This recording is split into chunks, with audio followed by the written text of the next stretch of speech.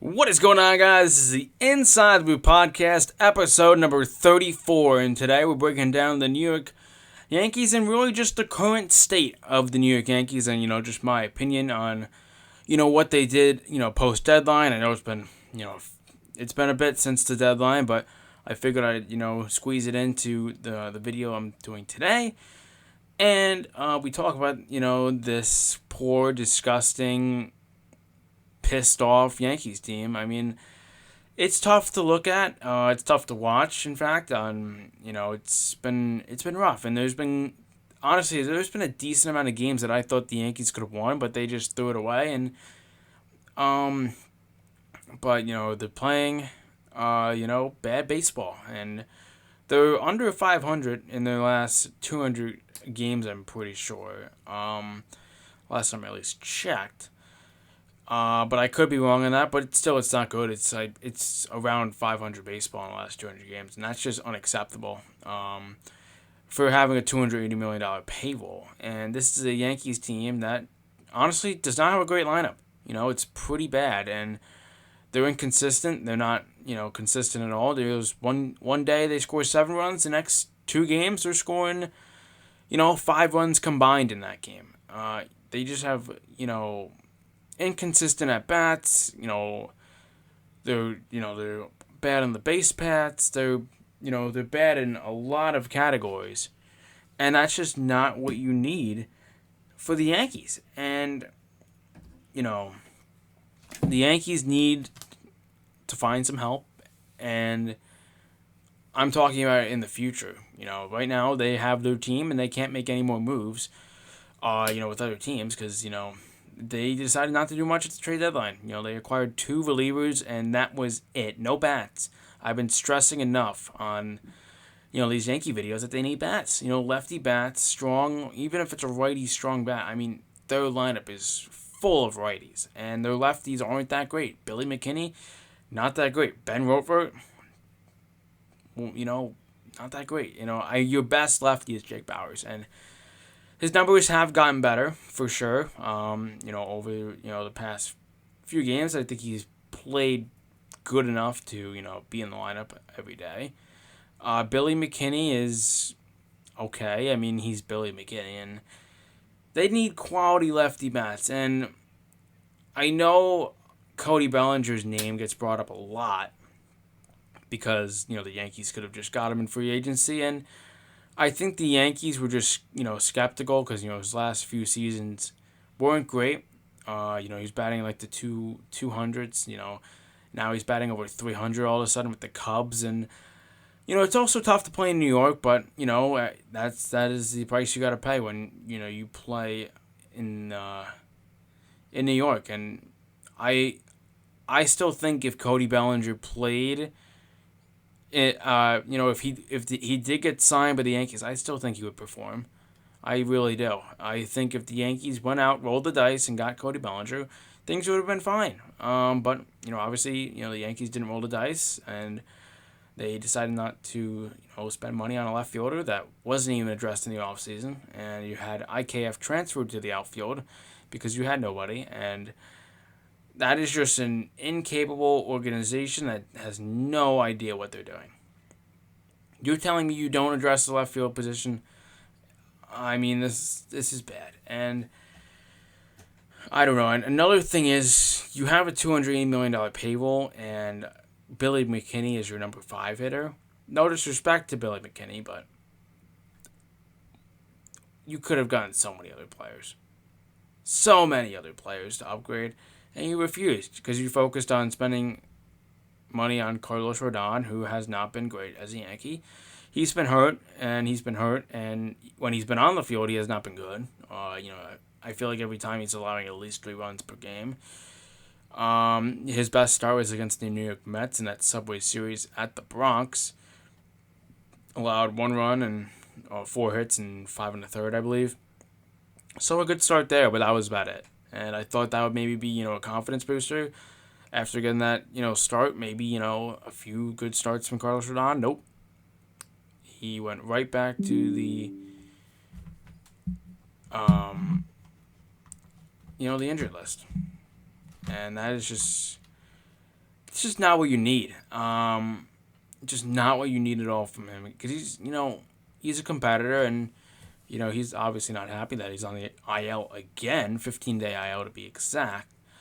But some other players, Anthony Volpe has struggled. He's batting under 200 in the last 25 games.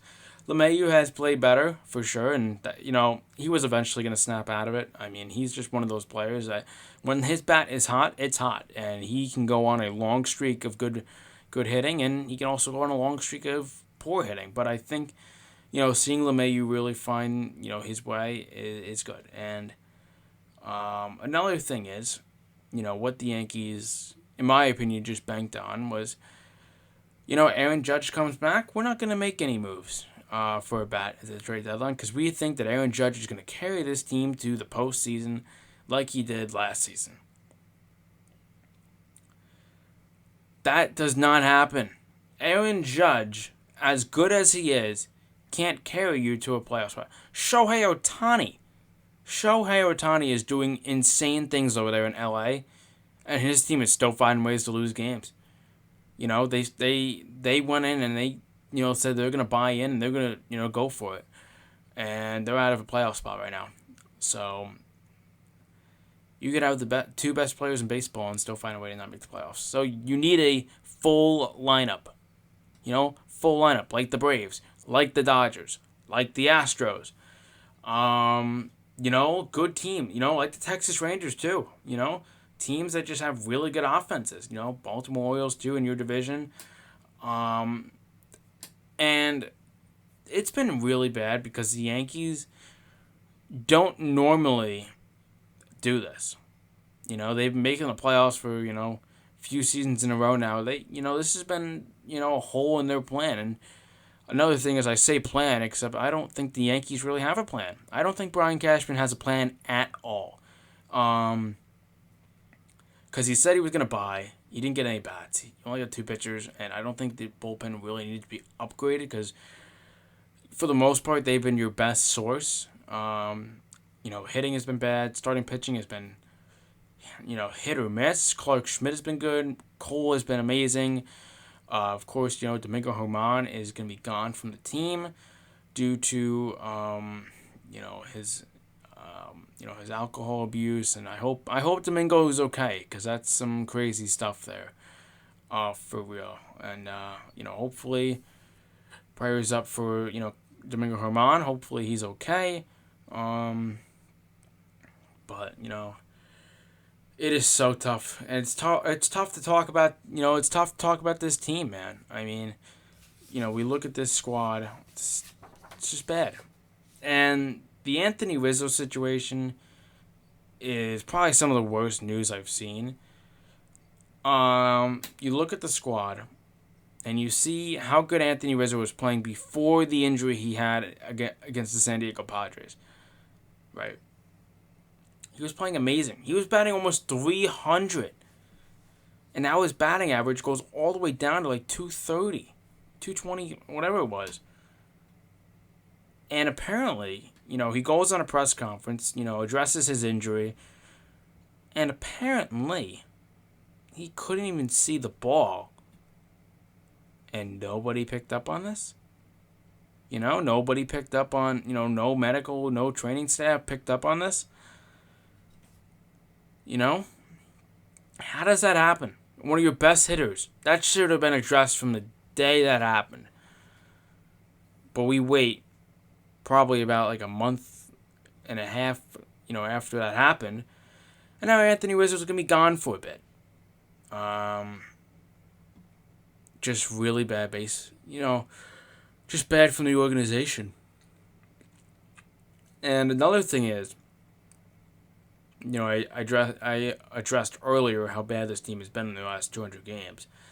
How do you have $280 million in payroll and you don't construct a quote-unquote World Series contending team?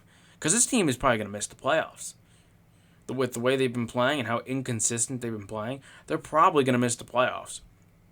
And you had so many players in the past years that you could have, gave them a contract. And I probably said this already, but Bryce Harper, Marcus Semien, Corey Seager, Freddie Freeman, all of those guys are tearing the baseball up. All of them. Freddie Freeman's on his way to be an NL MVP. Bryce Harper is Bryce Harper. Corey Seager's having an amazing year over there in Texas. Marcus Semien, and the Yankees were linked to Seager and Semien. I don't know how much about Freeman, but they didn't even talk to Harper, so they weren't really linked to him.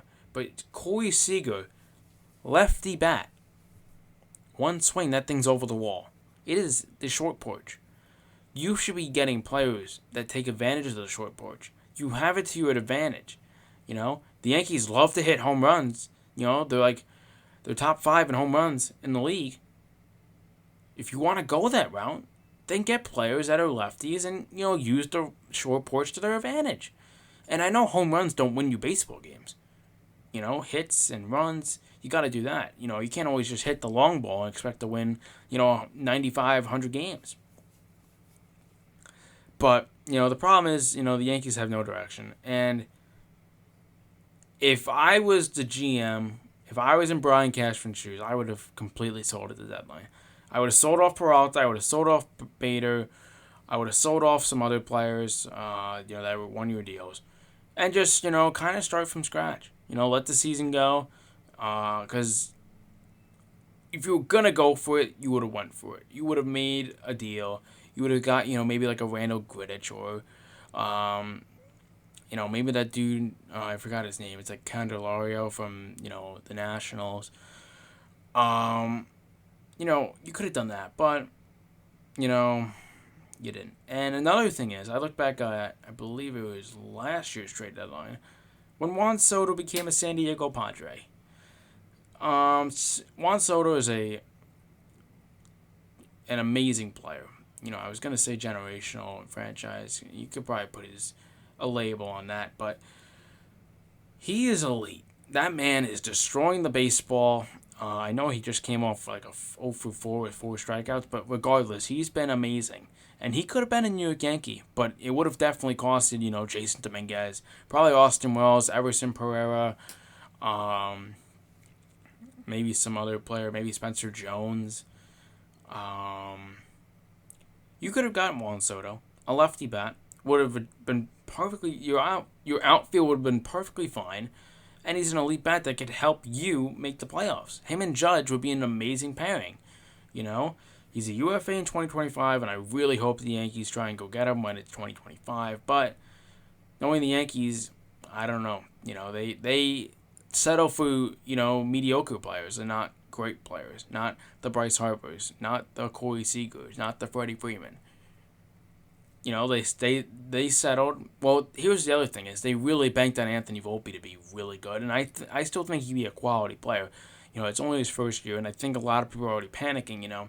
Is this guy gonna be good? Is this guy worth it? We waited all this time, and we passed up on him for I understand. They passed up on Bogarts and Story and Seager and Semien and you name it, Dansby Swanson. They really banked on Anthony Volpe. And I think just with how the Yankees have, been with their prospects, I thought it should have been a no-brainer. They should have just gotten an MLB-ready player. Because, they've only been able to really develop Aaron Judge. And, Torres is, came over from the Cubs in that Aroldis Chapman trade. And, Gleyber Torres has been good. But regardless, the Yankees need talent, and they need it fast. And it's tough, man. It is just so bad because I know this Yankees team is not used to this. And I know the fans aren't used to this because, you expect the Yankees to be in the playoffs, going on a run, ALCS, probably, losing to the Astros, but making that run. But it's bad.